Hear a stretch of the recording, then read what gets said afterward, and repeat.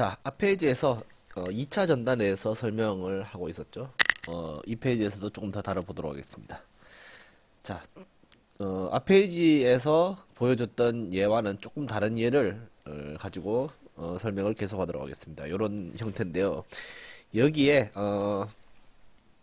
뭐 문제를 좀 쉽게 하기 위해서인지 도심에 모멘트가 작용된다고 이렇게 주어져 있습니다. 자, 일단 어떠한 점이든 우리가 일단 2차 전단을 구하기 위해서는 비틀림에 의한 전단 능력이기 때문에 이게 2차라는 의미고, 극 2차 단면 모멘트 분의 tc죠. 그러니까 우리가 극 2차 단면 모멘트라는 것을 알아야 됩니다.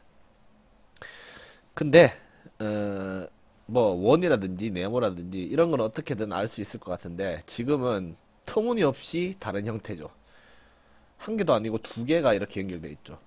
자, 그러면 이런 놈의 극 2차 단면 모멘트를 어떻게 구할까?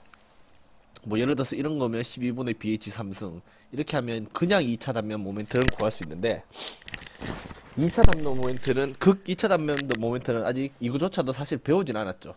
근데 이거를 풀라니 더더욱 힘들다, 그죠? 그래서 이번 기회에 극 2차 단면 모멘트를 구하는 방법을 한번 복습이라고 할까요? 한번 짚고 넘어가도록 하겠습니다. 자,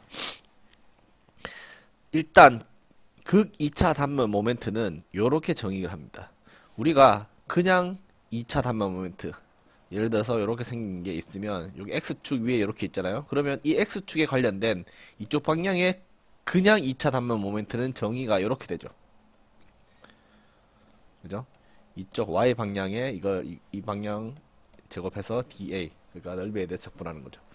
반면 Y에 대해서는 X제곱 dA, 이게 정의예요. 그냥 2차 단면 모멘트의 정의다.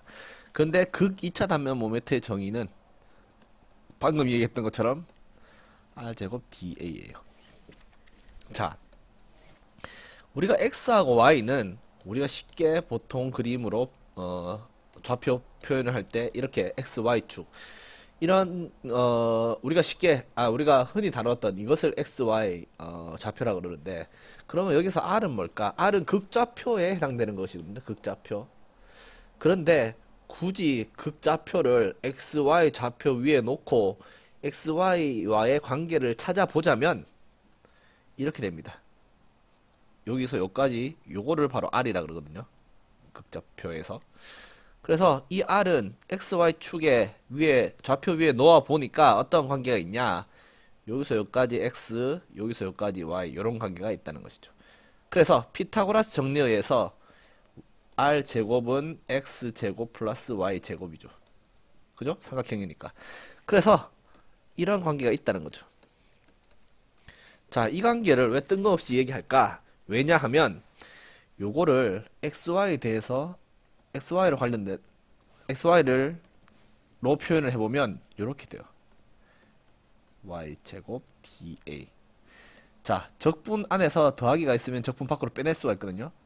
다시 말해서 X제곱 dA 더하기 적분 Y제곱 dA, 요렇게 이게 바뀐다는 거죠. 자, 이게 얼마나 고맙냐. 이거 어디서 많이 본 것 어디서 많이 본 것 같지 않나요? 바로 이거예요, 이거. Y에 대한 2차 단면 모멘트.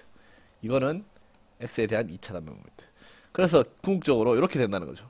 극 2차 단면 모멘트는 그냥 2차 단면 모멘트, X에 대한 그냥 2차 단면 모멘트, Y에 대한 그냥 2차 단면 모멘트. 요게 된다는 아주 놀라운 사실을 알 수 있다는 거죠. 자, 그래서 그런 관계가 있기 때문에 예를 들어서 요 네모 우리가 많이 예를 들었죠. 뭐 너비가 P고 높이가 H라면 12분의 BH 3승, 요게 IX, 그죠? 그리고 IY는 12분의 당연히 B 3승 H, 이렇게 되겠죠. 그래서 이놈의 이 도심에 대한 극 2차 단면 모멘트는 그냥 이거 두 개 더하라는 이야기인 거예요. 상당히 놀랍지 않나요? BH 3승 더하기 12분의 B 3승 H라는 겁니다. 자, 여기서 주의할 점은, 자, 극 2차 단면 모멘트의 그 기준점은 X에 대한 2차 단면 모멘트였죠. 그리고 Y에 대한 2차 단면 모멘트였죠. 그래서 그 교점인 이 도심, 그래서 이놈은 이놈의 도심에 대한 극 2차 단면 모멘트라는 거죠. 자, 왜 이런 이야기를 하냐? 왜냐하면 우리가 지금 다루고 있는 것도 사실은 두 쪼가리의 네모예요. 사각형. 방금은 그냥 사각형을 다뤘죠. 그래서 우리가 이놈 각각 한번 구해보자는 거죠. 극 2차 단면 모멘트를. 그래서 지금 이게 너비가 아까 B였는데 지금 T1이죠. 높이는 D로 주어져 있죠. 그래서 12분의 T1 3승 D 더하기 12분의 T1 D 3승, 요게 이놈의 극 2차 단면 모멘트라는 거죠. 간단하게 구했죠, 그죠? 물론 얘의 도심에 관한 거예요. 얘도 쉽게 구할 수 있겠죠. 물론 걔의 도심에 관한 극 2차 단면 모멘트라는 거죠. 그런데 문제가 있는데, 어떤 문제가 있냐? 우리는 이거 전체 극 2차 단면 모멘트를 구하고 있죠. 근데 지금은 각각을 구했잖아요. 그래서 각각을 더하면 전체 극 2차 단면 모멘트가 나오면 쉬운데 그렇지 않다는 거죠. 그래서 우리가 이 전체의 기준을 하나 정해서 그 기준에 대한 얘의 극 2차 단면 모멘트, 예를 들어서 똑같은 기준을 하나 정해가지고 이것에 대한 얘의 극 2차 단면 모멘트, 이것에 대한 얘의 극 2차 단면 모멘트를 구하면 서로 더해도 돼요.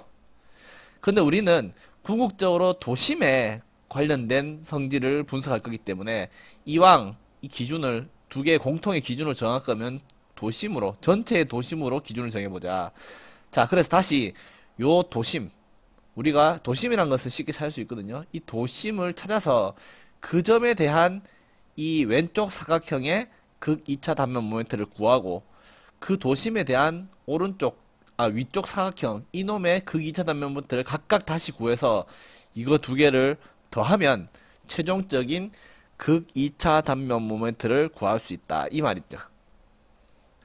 자, 그런데 문제가 하나 있는데, 어떤 문제가 있냐면 방금 우리가 구한 극 2차 단면 모멘트, 얘에 대한 극 2차 단면 모멘트는 얘의 도심에 가는 거예요, 그죠?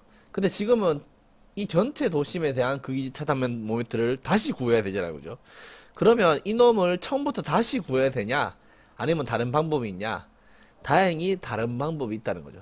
다시 말해서 이 도심을 구하면 이놈을 약간 트릭을 이용하면 이 도심만 이동해서 변한 값을 다시 구할 수 있다는 거죠. 그 방법에 대해서 뒷페이지에 살펴보도록 하겠습니다.